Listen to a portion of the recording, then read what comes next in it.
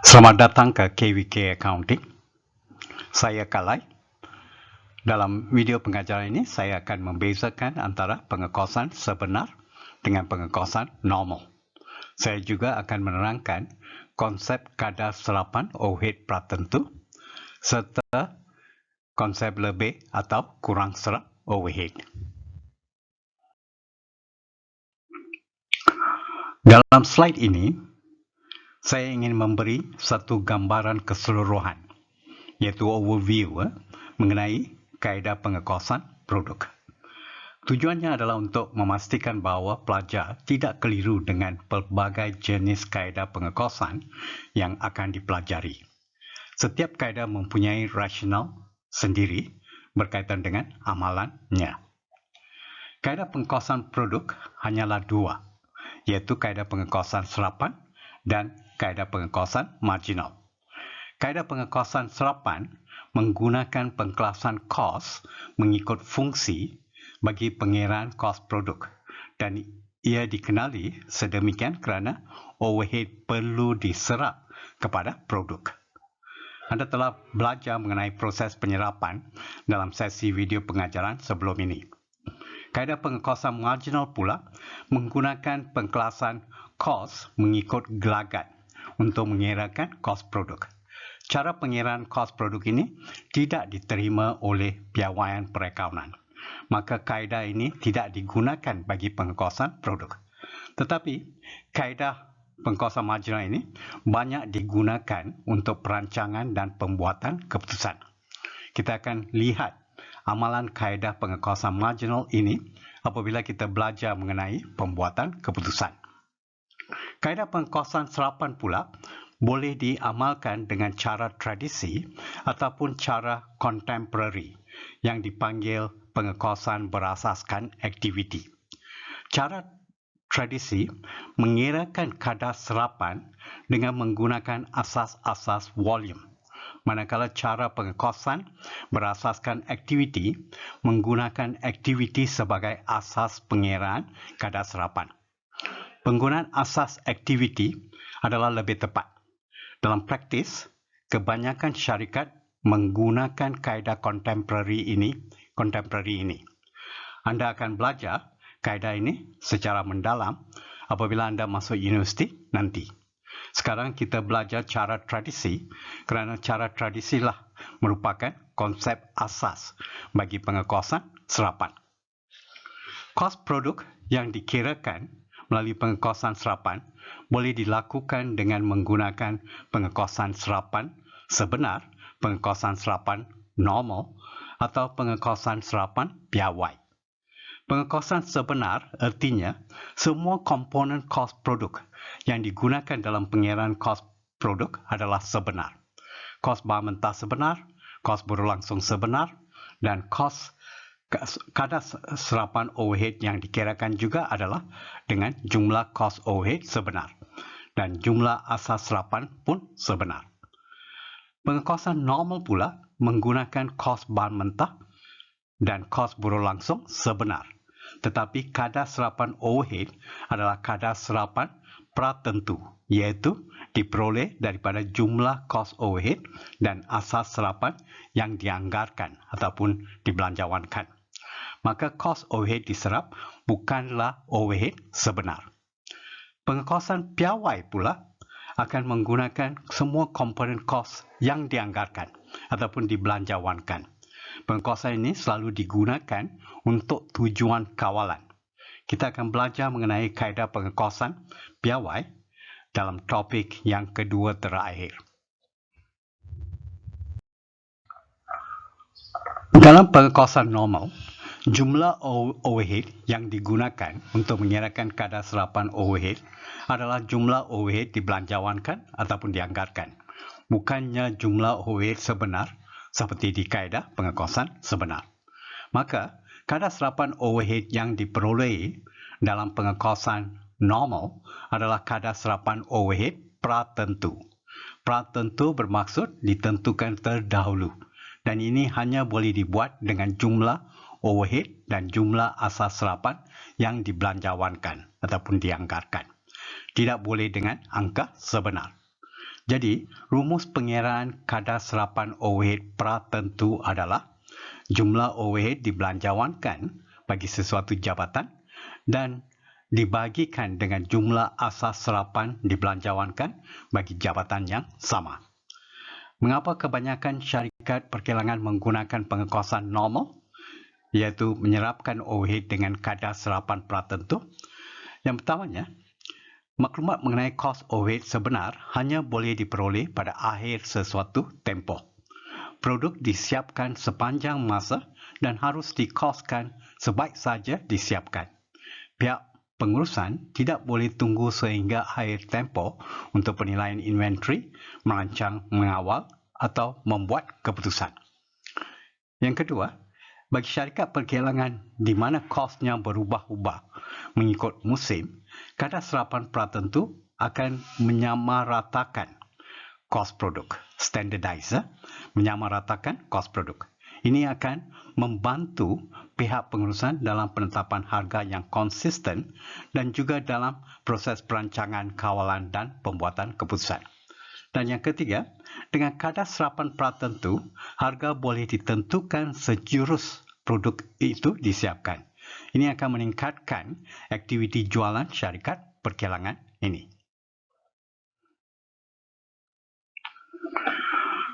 Dalam slide ini, kita lihat satu contoh pengiraan kadar serapan overhead pratentu dan bagaimana ia diserapkan kepada produk. Bagi tujuan pengiraan kadar serapan overhead pratentu, soalan telah memberikan jumlah overhead dibelanjawankan dan jumlah asas serapan, iaitu jam buruh langsung dibelanjawankan.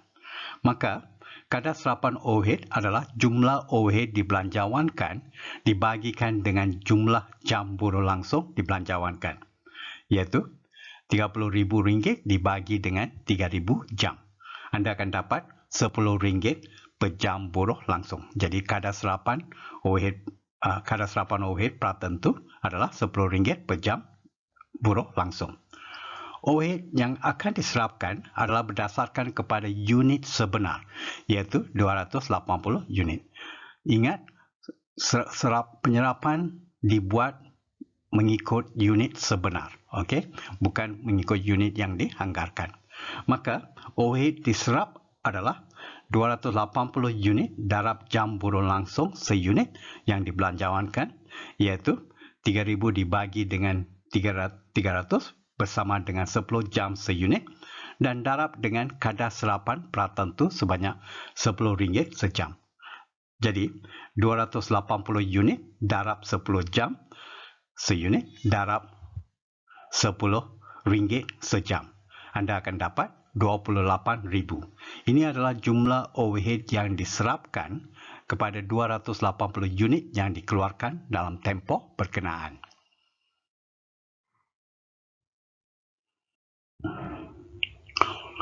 Oleh kerana kadar serapan pratentu dikirakan berdasarkan kepada jumlah overhead dan asas serapan yang dianggarkan, maka kemungkinan besar jumlah overhead diserap tidak sama dengan jumlah overhead sebenar. Perbezaan ini dikatakan sebagai lebih atau kurang serap overhead. Lebih serap berlaku apabila overhead diserap itu lebih daripada overhead sebenar. Kurang serap pula berlaku apabila yang sebaliknya wujud, iaitu overhead diserap kurang daripada overhead sebenar.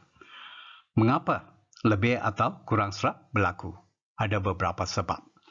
Yang pertamanya, komponen pengiraan kadar serapan pratentu tidak sama dengan sebenar. Ini merujuk kepada anggaran jumlah overhead dan jumlah asas serapan.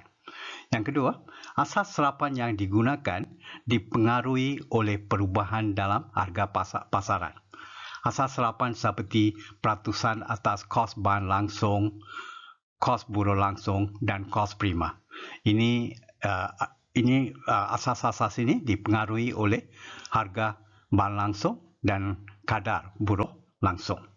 Yang ketiga, kapasiti yang digunakan untuk menganggarkan jumlah overhead dan asas serapan tidak sama dengan kapasiti sebenar. Misalnya, syarikat menganggarkan kapasiti normalnya sebanyak 80%. tetapi kapasiti yang dicapai sebenar adalah 100%. Kapasiti sebenar yang lebih tinggi akan meningkatkan overhead yang diserap berbanding dengan overhead sebenar. Ini adalah kerana kadar serapan pratentu yang tinggi telah dikirakan dengan kapasiti yang lebih rendah.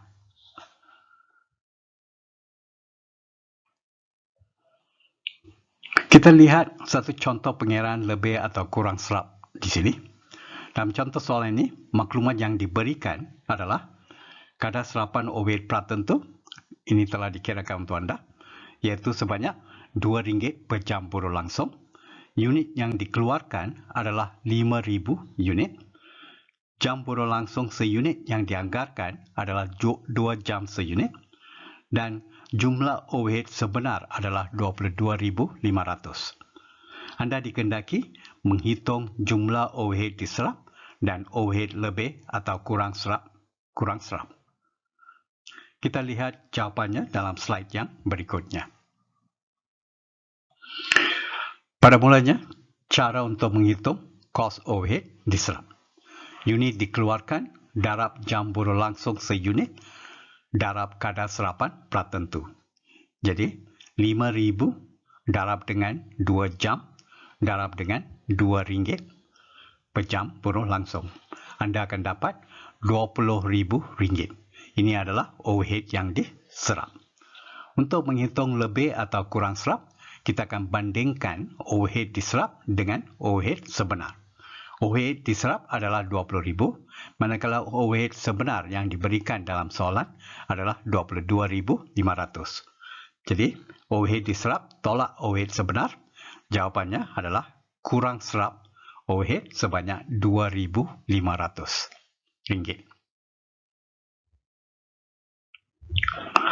Sebelum kita belajar catatan jurnal untuk merekod dan menetapkan akaun lebih atau kurang serap, mari kita lihat catatan jurnal bagi pengekosan produk secara keseluruhannya. Kita akan gunakan akaun kerja dalam proses untuk merekodkan semua komponen kos produk yang digunakan dalam proses pengeluaran. Untuk ini, kita debitkan akaun kerja dalam proses untuk kos bahan mentah, kos buruh langsung, dan kos overhead diserap. Dan kreditkan akaun-akaun yang berkaitan, iaitu akaun kawalan bahan mentah, akaun kawalan buruh langsung, dan akaun kawalan overhead. Apabila barang siap dikeluarkan, kos barang siap akan dipindahkan ke akaun barang siap. Untuk ini, kita akan debitkan akaun barang siap dan kredit akaun kerja dalam proses. Apabila barang siap dijual, kos barang siap dijual akan dipindahkan dari akaun barang siap ke akaun kos barang dijual. Untuk ini, kita akan debit akaun kos barang dijual dan kredit akaun barang siap. Pada akhir tempoh, akaun kos barang dijual akan ditutup ke akaun untung rugi untuk mendapatkan untung atau rugi kasar. Untuk ini, kita akan debit akaun untung rugi dan kredit akaun kos barang dijual.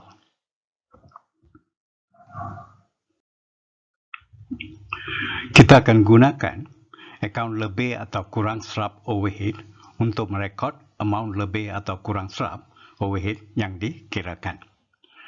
Bagi amount lebih serap, debit akaun kawalan overhead dan kredit akaun lebih atau kurang serap overhead. Manakala bagi amount kurang serap, debit akaun lebih atau kurang serap overhead dan kredit akaun kawalan overhead. Pada akhir tempoh, baki dalam akaun lebih atau kurang serap overhead akan ditutup. Bagaimana kita tutup akaun ini? Kita lihat dalam slide yang berikutnya. Anda telah pelajari bahawa pada setiap akhir tempoh, akaun kos barang dijual akan ditutup ke akaun untung rugi. Jika syarikat perkelangan ini menggunakan pengekosan sebenar, ini tidak menjadi masalah kerana overhead diserap adalah overhead sebenar. Tetapi, jika syarikat perkelangan menggunakan pengekosan normal, kemungkinan besar overhead diserap itu berbeza daripada overhead sebenar. Perbezaan ini telah direkodkan dalam akaun lebih atau kurang serap overhead. Yang itu you telah lihat dalam slide yang sebelum ini. Jadi, menutup akaun kos barang dijual tanpa membuat pelarasan untuk lebih atau kurang serap overhead akan memberikan pengiraan untung atau rugi yang salah. Maka, pelarasan kos barang dijual perlu dilakukan sebelum ia ditutup ke akaun untung rugi. Bagaimana kita tutup akaun lebih atau kurang serap? Ada dua cara. Cara pertama, tutup ke akaun kos barang dijual. Ini adalah cara yang mudah sekali. Cara ini memang betul apabila akaun kerja dalam proses dan barang siap tidak mempunyai baki awal dan akhir, iaitu proses pengeluaran dimulakan, disiapkan dan dijual dalam tempoh yang sama. Kita juga boleh menyokong amalan cara penutupan akaun lebih atau kurang serap overhead ini dengan menyatakan bahawa amount lebih atau kurang serap ini tidaklah material bagi analisis yang teliti. Catatan bergu untuk cara ini adalah bagi amount lebih serap, debit account lebih atau kurang serap dan credit account kos barang dijual. Bagi amount kurang serap, buat sebaliknya, iaitu debit kos barang dijual dan credit account lebih atau kurang serap. Cara yang kedua adalah membagikan amount lebih atau kurang serap kepada akaun kerja dalam proses, akaun barang siap dan akaun kos barang dijual dengan asas pembahagian yang sesuai. Cara ini lebih tepat tetapi sukar. Lihat catatan bergu yang diberikan dalam slide ini. Bagi amount lebih serap, debit akaun kerja dalam proses, barang siap dan kos barang dijual dengan amount yang dibagikan dan kredit akaun lebih atau kurang serap. Bagi amount kurang serap pula, buat yang sebaliknya. Lihat nota dan buat latihan di laman web KVK Accounting untuk memahami konsep penyerapan dengan lebih baik.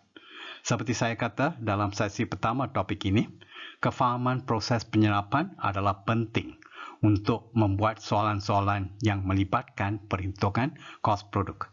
Hampir semua topik dalam pembelajaran perakaunan pengurusan akan menggunakan konsep penyerapan bagi perhitungan kos produk.